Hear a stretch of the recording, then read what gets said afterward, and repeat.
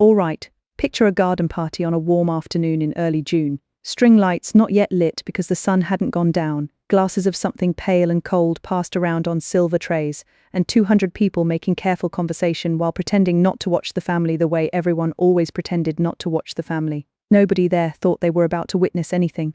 Nobody ever does, right before they do. That's the afternoon Duchess Rosalind saw her husband reach across a small distance and rest his hand, just briefly, over the hand of a woman who wasn't his wife.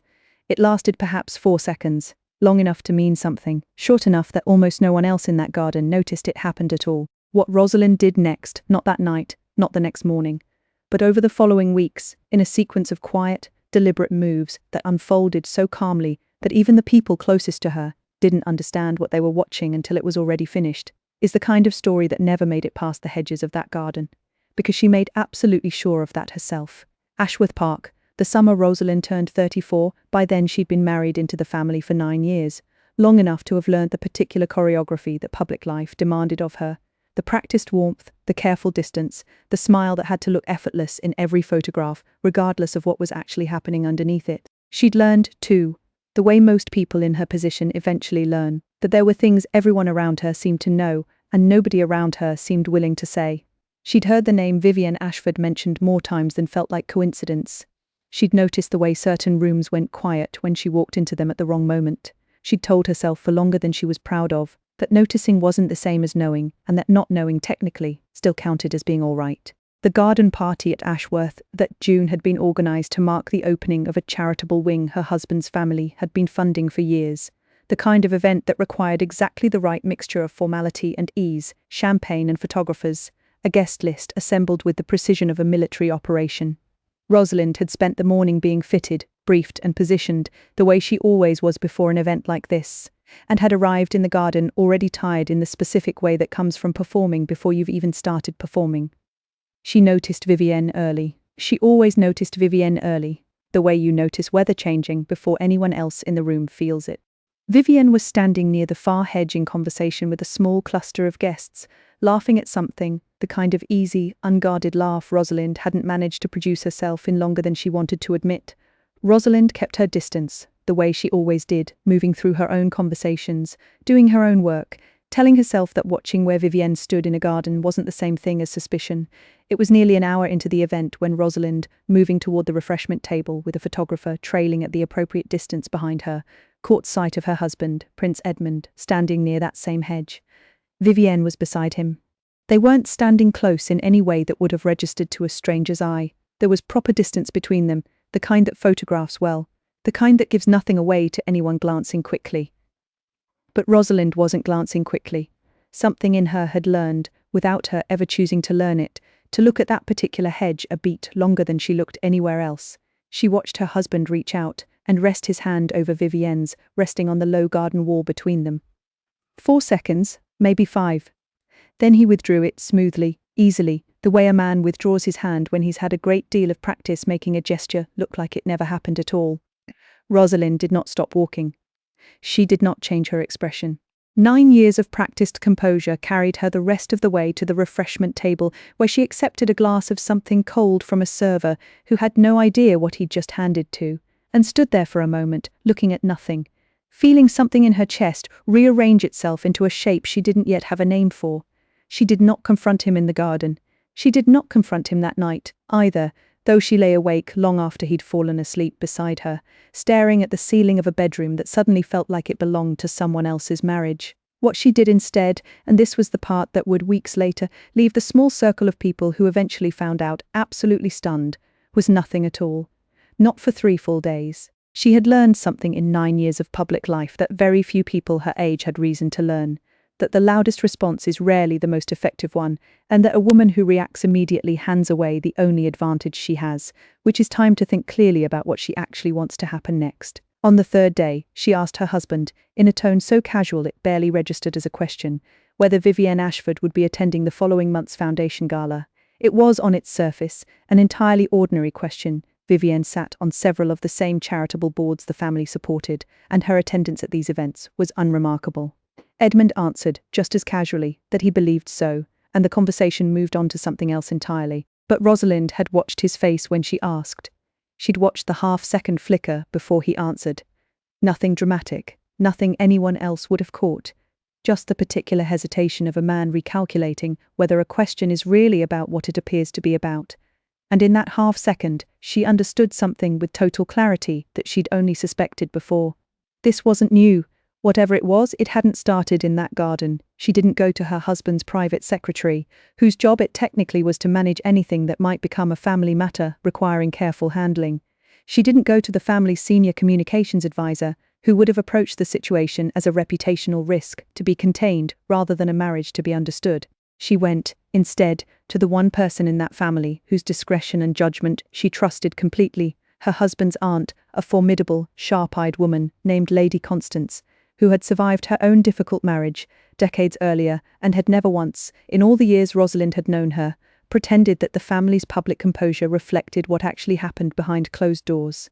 She found Constance in her private drawing room a week after the garden party and told her, without dramatics, exactly what she'd seen. Constance listened without interrupting, her expression giving away almost nothing, which Rosalind would later understand was itself a kind of message that whatever was coming next would be delivered with the same discipline Constance expected of everyone else in that family. When Rosalind finished, Constance was quiet for a long moment. "You're not asking me what to do," Constance said finally. "It wasn't a question." "No," Rosalind said. "I already know what I'm going to do. I wanted someone to know, before I did it, in case it goes badly." "Tell me," Constance said, and Rosalind did. She had no interest, she explained, in a public scene. No interest in confronting Vivienne, no interest in a screaming match with her husband that would inevitably somehow find its way into a newspaper within the week. She had watched enough of her own family's history to know exactly how badly that kind of confrontation tended to go for the woman who started it, regardless of who was actually at fault. What she wanted, instead, was something quieter, something that would leave her husband no room to explain it away as her overreacting to nothing, and something that would make unmistakably clear to him and to Vivienne, and to anyone else who needed to understand it, that she had seen exactly what she'd seen, and that she was not a woman who could be quietly managed around. She was going to attend the foundation gala the following month. She was going to make sure her seating, entirely through channels that would look like ordinary event planning to anyone reviewing them afterward, placed her directly beside Vivienne Ashford for the duration of the evening, and she was going to spend that evening being unmistakably the most gracious, warm, engaged version of herself that anyone in that room had ever seen, charming Vivienne's own dinner companions, drawing her husband into conversations he couldn't easily exit, making absolutely certain that by the end of the night, everyone in that room understood precisely who Rosalind was, and precisely how little she intended to be diminished by whatever had happened at that garden wall. Constance studied her for a long moment. Then, slowly, something that might have been the beginning of a smile crossed her face. "That's considerably more dangerous than a scene," she said. "A scene people forget by morning. What you're describing, people remember for years. That's rather the point," Rosalind said. "Does Edmund know you saw?" "Not yet," Rosalind said. "He will." What happened at the gala a month later took place largely in plain sight, which was, everyone who witnessed it later agreed, exactly what made it so effective. Rosalind arrived looking, by every account, extraordinary, composed, radiant, entirely herself. She was seated, as arranged, directly beside Vivienne Ashford, and for the length of an entire formal dinner, conducted herself with a warmth so genuine and so relentless that Vivienne, by all reports, spent much of the evening visibly uncertain whether she was being extended real kindness or something considerably sharper dressed up to look exactly like it. Rosalind asked after Vivienne's charitable work with real interest. She complimented her dress. She drew her into a conversation with the couple across the table about a mutual acquaintance, seamlessly, the way a woman does when she's spent years mastering exactly this kind of social choreography. And at one point in the evening, when her husband, seated further down the table, caught her eye across the room, she held his gaze for just a beat longer than necessary, and smiled, not a warning, not quite, but close enough to one that he understood it immediately, the way people understand messages that are never actually spoken aloud. By the end of the night, nothing had been said that any observer could have pointed to directly.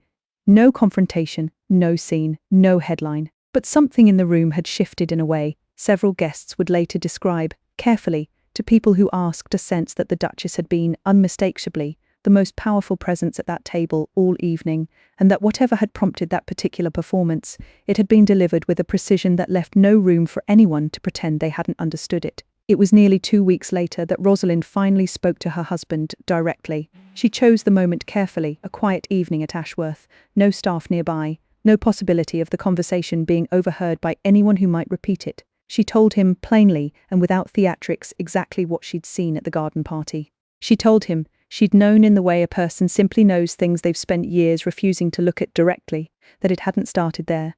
Edmund, by every account that ever reached anyone outside that room, didn't deny it.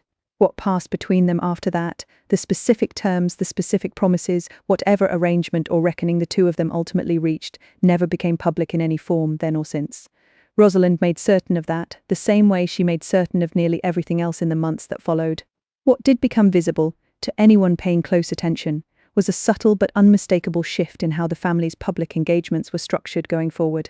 Vivienne Ashford's involvement with the family's charitable boards grew notably quieter over the following year. No announcement, no explanation, simply a gradual and complete absence from any event where her presence might once again place her within Rosalind's orbit. Nobody asked why. In a family that size, some questions simply stop being asked once the answer has clearly already been decided by somebody with the standing to decide it. Constance never spoke to Rosalind again directly about what she'd witnessed that summer. But months later, at a smaller, quieter family gathering, she found a moment alone with her niece by marriage and said only this: "You handled that better than most people in this family ever have. Most of us either say nothing at all, or we say entirely too much. You found the space in between, and you used it exactly right." Rosalind never spoke about that gala publicly, not in the years that followed, not even when journalists occasionally, carefully asked questions that circled close enough to the truth that she understood exactly what they were fishing for. She always gave the same answer.